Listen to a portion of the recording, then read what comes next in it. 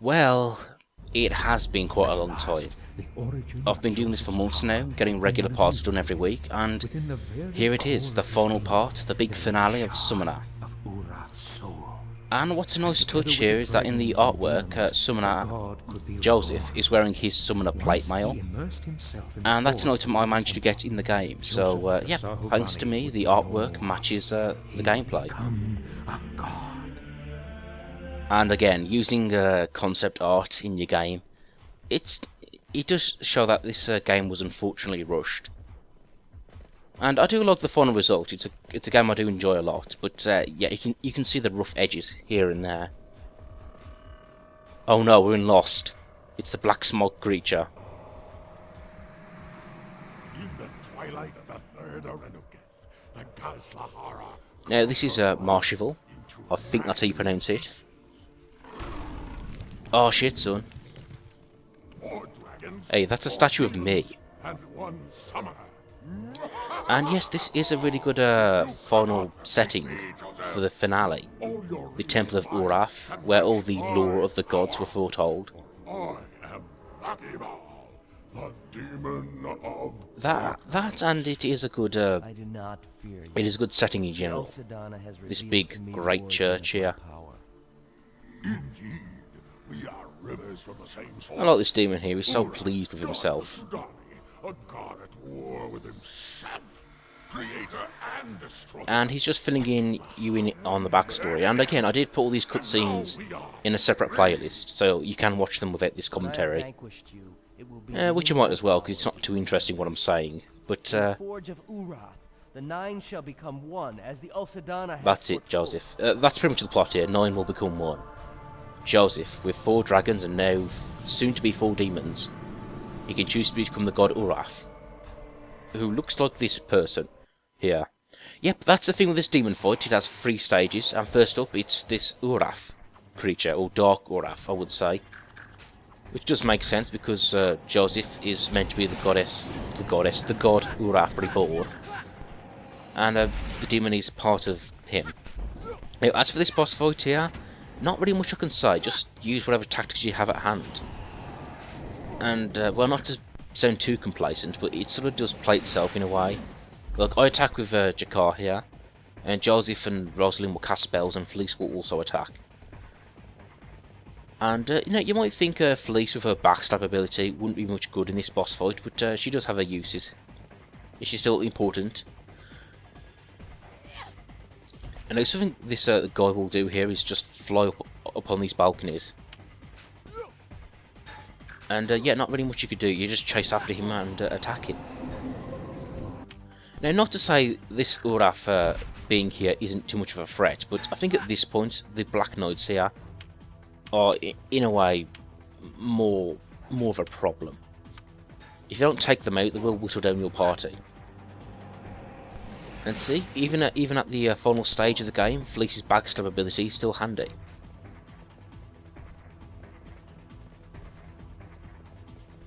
But yeah, this becomes sort of a farce here. You know, Uraf flies up here. Let's get him. Oh, no, now he's flying over there. Let's get him. Yeah, and at this point, yeah, as you can see, being caught by these Black Knights here is your biggest problem. Speaking of which, Joseph and Jakar are wielding the Debassas, the item which has a chance of tripping humanoid enemies. Yeah, which, again, is why you still want to keep them on their persons. Now, luckily, you can sort of use the parts where Uraf travels as a sort of break to heal your party members. Yeah, so in a sense, this is probably one of the easier boss fights. Or at least it's because you've leveled up your character so much. I definitely didn't find this as nowhere near as difficult as the first Golem boss in the sewers, or any of the 4 riders when you first faced them.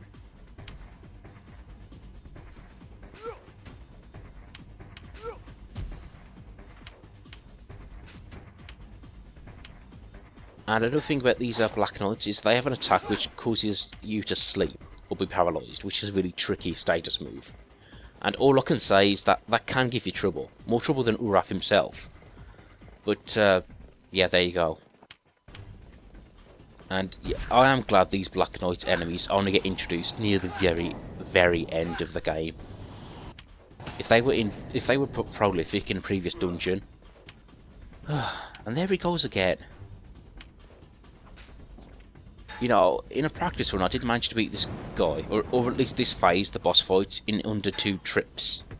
So I got him before he flew off twice.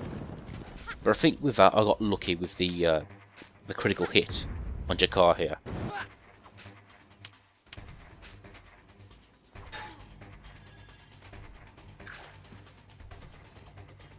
Speaking of which, I've just lost track of Rosalind. That's another thing too with this sort of travelling back and forth. My party members are stuck on the scenery. And another thing too, these Black Knight enemies, they are infinitely respawning. Which, yeah, they only exist to annoy me, I'm afraid. Now, there are 2 more phases to this boss fight. And I'd say one's more difficult and one's about the same.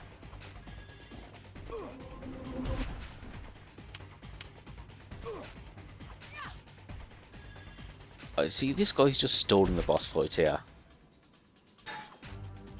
But the thing is, I do have to take the time and take out this enemy. Like, I can't have my party members run along ahead, because otherwise they'll get separated. But when I'm playing with Jakar here, I think I'll just go for it anyway.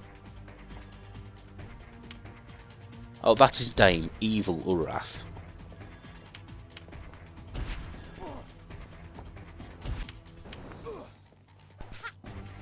Oh yeah, you see, I just wanted to explain that move there. That is obviously called Death. And obviously you can see the big scythe there. And it took out Jakar in 1 hit. Now luckily he just tried against Fleece and it failed. Which just explains why I don't bother with the Death spell, because it's unreliable. But yeah, that can hinder you slightly. But on the, I guess on the good side, there's very little chance of him knocking out all your party members at once with this. So yeah, Revive. Yeah, yet again another reason to level up those heal spells, because Revive is ridiculously useful.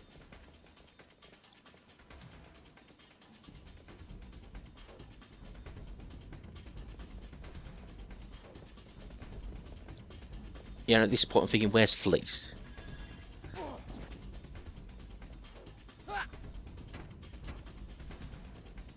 Ugh. Oh, it's the AI. Just, you know, let's stick together, guys. But then again, I think that was the developer's intention. Those crafty devils. Give you this twisting corridor and then separate your party members. That's it. Stay down, Black Knight. And speaking of which, I guess these Black Knights aren't human. They must be some sort of incarnation of Marshival. Or Marchival.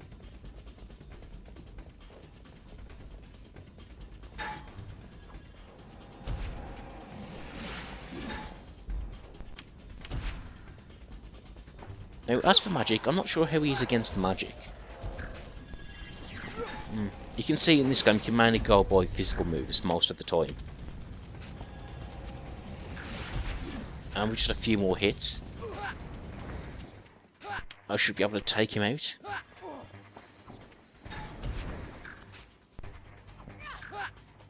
And by the way, it is really cool to fight an evil angel here. But the angel's wings have been thoroughly clipped, and now we're on to phase 2 of the boss fight.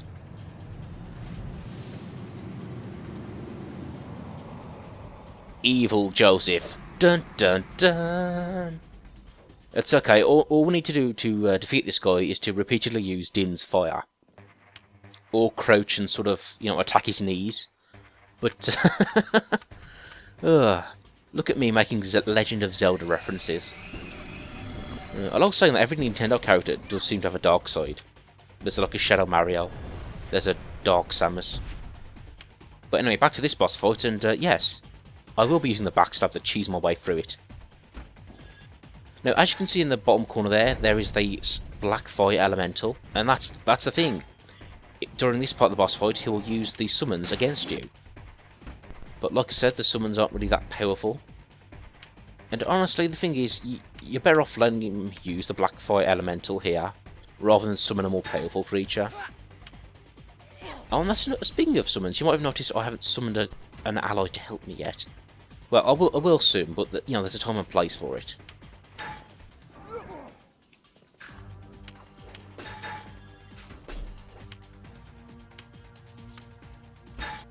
I think at this point I might have been... I can't really see what I'm doing. It's like just a big rugby pile of enemies. Yes!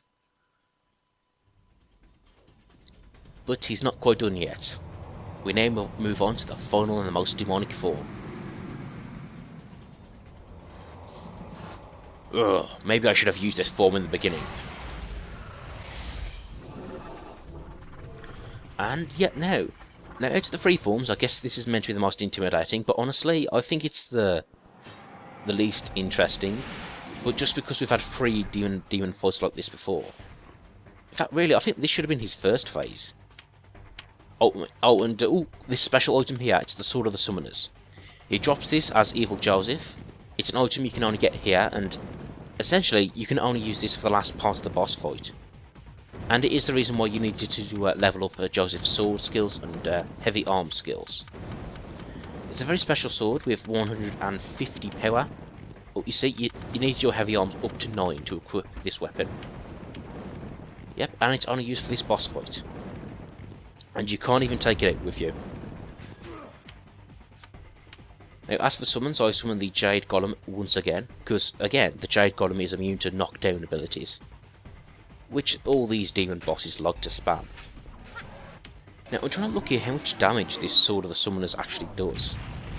And honestly, I can't really tell, because everybody's attacking him at once. And yep, this is the final part, and not much to tell you here, it just becomes a war of attrition now. Like I said, the Jade Golem is indispensable for these big demon boss fights. And what do I think of it? Yeah, this whole boss fight was really cool actually. We've got these 3 forms which actually reflect Joseph. You know, the evil god, an evil version of Joseph himself, and now the final demon form. It's really cool. And I guess in terms of personality, Marshavel isn't really too complex, but then again, he doesn't need to be. He's just an evil, big, scary guy. Rawr.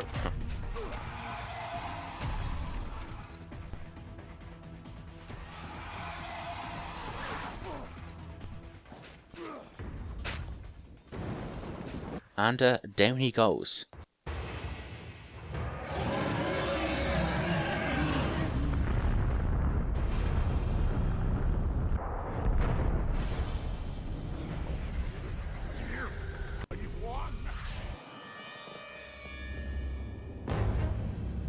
Boss defeated. And at this point, we get a choice of 2 endings. One, you can accept the summoner's destiny and walk into the furnace. And 2, you can just leave the temple and live life as a mortal man. First of all, let's try out the least glamorous ending and just walk out the temple. Oh wait, no, apparently we're back at the furnace now. And Joseph takes one look at the furnace and thinks, shall I throw myself into it? And thinks, nah, I don't really fancy it, to be honest. And on a minor note, to bring up the armour once again, I am pleased I managed to get all these special armours for these cutscenes.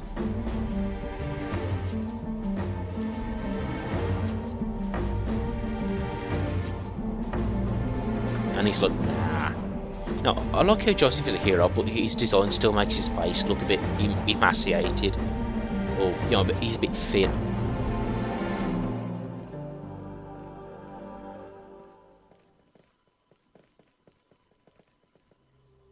And each ending gets a monologue by Yago here. Pretty much tells you nearly the same thing in every ending. Well, in either ending. Their ambition to storm the kingdom of heaven. Alrenia and Medivh are now ruled over by Empress Fleece. Jakar rebuilds the Knights of Medivh, and Rosaline tries to rebuild the Monk of Iona. they rebuilt And in this the ending, kingdom Joseph from just the walks ruins off and of the becomes old. somebody else. The Now, I Kosabi guess gave whether you think it's a thanks good to thing or a bad Valgar. thing, The the coming sequel of the does second essentially chaos pick had one of been these stopped, endings and demons as canon, would torment them no which longer. I guess it does sort of eliminate the choice, but oh Now well. you know how You know, Jakar, if you're crowned gonna the make a new sequel, Duke of you gotta Taramund, decide on something. founded the legendary house I of guess their Galador. other choice would have been just to leave what happened at the end of Summoner 1 And ambiguous. how Rosalind formed a But new on the order other hand, they wanted upon to the tell rubble the of story from that Iona point. Monastery. And how Chifeng crowned her daughter, Siwa, who ruled as the first queen and empress of Medivh and Orania. And You know, what became of I would like Joseph, to wonder the how that would stories work never out. say. Because Perhaps Orania and he Medivh are returned to very work different in the countries. fields as he had But in apparently his they're youth. just under one Or empress now. perhaps he ventured out beyond the far horizon of the Qadim for adventures yet untold.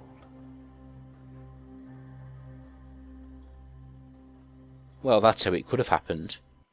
Or it could have happened like this. Now, you can actually talk to your party members here, and they will sort of, each will give a different opinion. Felice will say, just leave it, just walk out the temple. Jakar will be like, whatever you choose, mate, it's up to you. And Rosalind will be like, oh, but you've got to become the god. Which does make sense given their sort of backgrounds. You know, Jakar will just support Joseph. Felice will be like, you know, let's just do the practical thing. Okay, you're already on top. And Rosalind's like, oh, well, I'm really into the gods. So, yeah, you become a god, Joseph. So, would you call this a happy ending? I mean, half the land has been destroyed. Luckily, in the epilogues, they do state how they rebuilt everything. So, I guess that is something. Oh, and speaking of which, you can't leave the temple without ending the game. Hence why you can't take the Sword of Summoners out with you.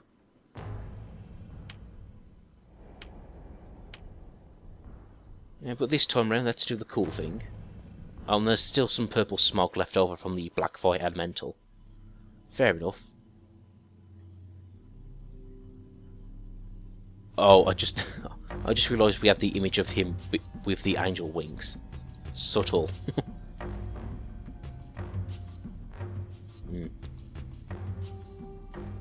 I guess he is technically a fallen angel, but oh well. This time he looks around and thinks, fire, count me in.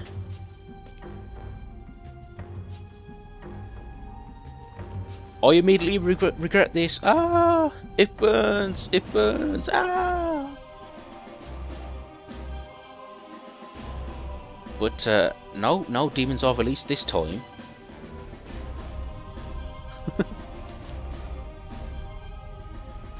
These four smokes of light here, they represent the four demons. And I guess the idea is they are meant to be reforming into the god Uraf. And I'll admit, this is pretty spectacular. This is definitely the best way to end the game. You know, God falls to earth as a man, and then man returns as a god. Oh, and look, we can still see the purple smoke. That was the Blackfire Elemental.